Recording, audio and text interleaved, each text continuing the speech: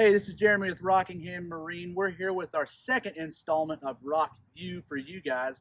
So I figured a good thing to do would be to educate you on what type of boats there are out there in the marketplace. It might seem a little bit basic, but we really do get a lot of questions on what the differences are. So we're going to start with pontoons. And essentially, what makes a pontoon is going to be the aluminum tubes that you see here. So we're going to break it out into three different types of pontoons. You're going to have a traditional pontoon that has two tubes like we have here. We'll have a tri-tune, and then we'll have a performance tri-tune. I'm going to talk a little bit about each in this segment. And we're going to start right here with this Bennington traditional pontoon. Like I said, it's got two tubes. Typically, you're going to see horsepowers of 115 or less on this, and 22 feet or less is most popular. That's what we try to aim for here when we're catering to the community, because that's what people tend to want the most of. These boats are going to be extremely stable, especially when being compared to a smaller fiberglass boat. A lot of people like to, you've heard the term putt around. This boat's perfect for that. You're just going to get out on the water, enjoy a lot of space, not a lot of horsepower, so you'll be doing probably 10 to 15 miles per hour for the most part, but they have the capabilities of going up to 30 miles per hour. They're great options for people just getting into boating. They're not necessarily comfortable with a lot of horsepower. They're nervous about going fast on the water. This is perfect for you.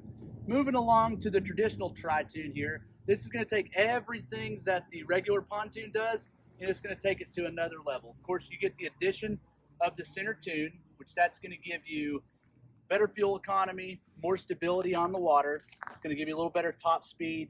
Your boat's going to handle way better. It's just going to take everything that that pontoon does and takes it to the next level. It also gives you the additional option of center tune storage, which is extremely popular. Great place to put skis, covers, that sort of thing. This is by far the bread and butter of what we sell. It's the most popular. It's what people really enjoy. It's a great combination of space and performance without breaking the bank. So this right here is where we're living in our community. As far as performance goes on a traditional tri-tune, they typically go up to about 150 horsepower. You're looking at speeds in the mid-30s. Definitely plenty to do your water sports, your tubing, maybe a little bit of skiing, that sort of thing.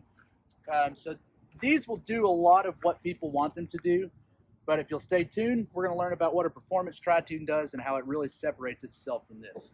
Finally, we found ourselves at the performance pontoon section.